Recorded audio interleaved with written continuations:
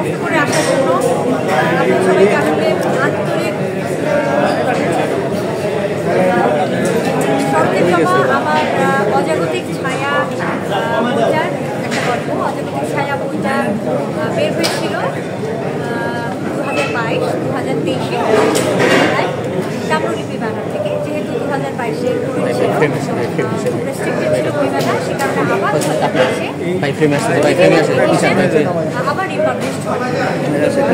শরতের জবা গল্পটা প্রথম হয়েছিল এই কারণে আসলে শরতের জবাকে চলচ্চিত্রে আনার ভাবনাটা সেটা হলো এই যে বীজ বা শরতের জবা আপনাদের সামনে এসেছে, আমার পাঠক করছে, সাসপেন্স আছে,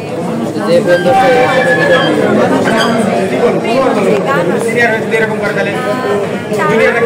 চান আমি লেখালেখিটা চালিয়েছি, তারা চান যে আমি শরতের জবা পর্দায় আসি।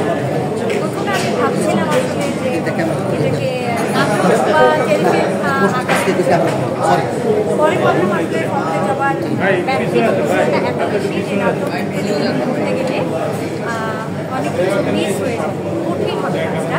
তখন আমি সিদ্ধান্ত নিই আসলে যে শরতের জবার চলচ্চিত্রে এভাবে শরতের জবাকে চলচ্চিত্রে আনার যে ভাবনা সেটা নির্মাণের কথা বলবো যে আমি as a matter of fact আমি আসলে দু একজনের সঙ্গে আগে কথা বলেছিলাম পরিচালনার জন্য শরতের জবার, কিন্তু আমার মনে হচ্ছিল যে কোনোভাবে আমার যে চিত্রনাট্য বা আমার যে মূল ভাবনা সেখান থেকে আমরা সরে যাচ্ছি। আসলে আমি যা দেখাতে চাই সেটা হচ্ছে না। আসলে গল্প আর সিনেমার পার্থক্যই এখানে যে গল্পের বইয়ে আমরা একটা লাইন বা একটা প্যারাগ্রাফ করলে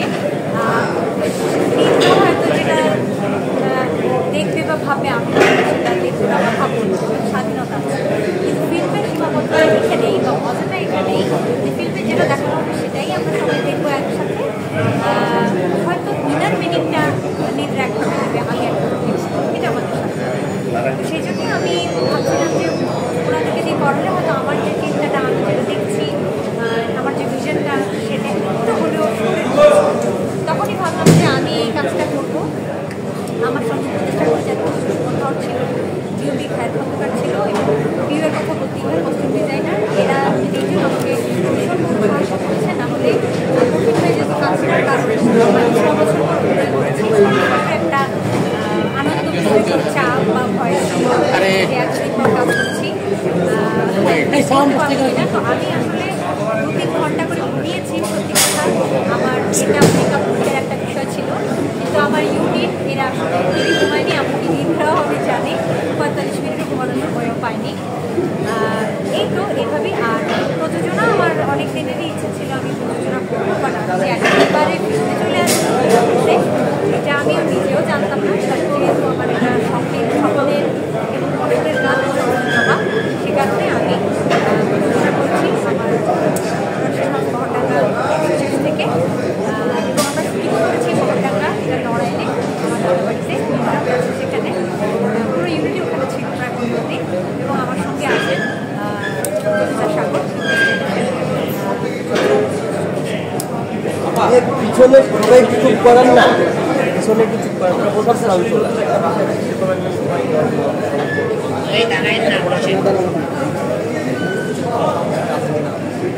আপনি তো বলতে পারছেন ভাই, নিশ্চয় করে হিংসা করতেছে কেন ভাই? একটা রিস্ক আছে, কিন্তু একটা কথা আছে না প্রচলিত, হ্যাঁ সেটাই। তো আমি রিস্ক নিতে চেয়েছি। আমি কিন্তু সারাজীবনই অনেকে আপনারা অনেকে ব্যক্তিগতভাবে জেনেন, অনেকে একদম জানেন না, আমি সারা জীবনই খুবই রিস্ক নেওয়া একজন সাহসী মানুষ। এটা আমার কাছের মানুষ সবাই জানে। আমি সহজ রাস্তা কখনোই সহজ কাজ আমি কখনোই করিনি। তবে হ্যাঁ, আমার সঙ্গে আমার সৃষ্টিকর্তা সবসময় ছিল, আমার পরিবার ছিল। আমি কিছুটা বেস্ট, আমি কিছুটা লাকি। আমি সবসময় খুব কম কাজ করেছি, কিন্তু কেমনভাবে যেন আমার কাজগুলো আলোচনায় এসেছে। আমার চলচ্চিত্র মাত্র 3টি, স্বপ্ন পিছনে আপনার বসে কি করেন ভাই? স্বপ্ন ছিল আমি জাতীয় চলচ্চিত্র পেয়েছিলাম, স্বপ্ন ছিল ইন্ডিয়াতে বেস্ট রিজিওনাল ফিল্ম ন্যাশনাল পেয়েছিলাম। আমি খুবই ভাগ্যবান। আমি অনেক পপুলার টিভিসি করেছি। আমরা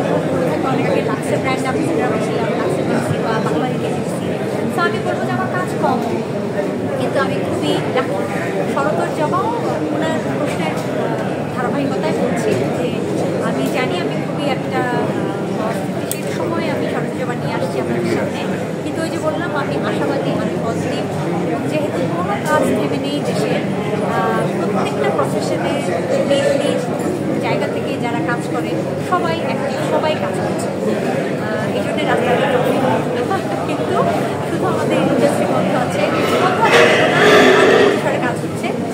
আর আমিও চাই পজিটিভ হয়ে যে আপনাদের সহযোগিতায় আমার আসুন থিয়েটারে যাক, আপনারা দেখতে যান, আপনারা নিজেকে একটু প্রশ্ন করেন। আমি চাই আপু যদি একটু জায়গাটা চেঞ্জ করেন, আপু যদি জায়গাটা চেঞ্জ করেন। আচ্ছা ওখানে আপু জায়গাটা চেঞ্জ করেন। সাথে আপনার একটা শুটিং দেখা যাচ্ছে, একটা অসাধারণ প্রেমের মনোভাব সাথে অভিনেতা হিসেবে কেমন দেখছেন? আচ্ছা, ইয়াশ রোহানের সঙ্গে আমার প্রথম কাজ। এখন তো সবাই ওকে ভীষণ পছন্দ করে। এছাড়া যারা কাজ করছে, জিজ্ঞাসের সঙ্গে আমি প্রচুর কাজ করছি, প্রচুর কাজ করছি। আমি মেইন কলেজের কথা বলছি, এই জন্য কথা বললাম না। আর ইয়াশের সঙ্গে আমার প্রথম কাজ, ইয়াশের আমিও একজন ভক্ত।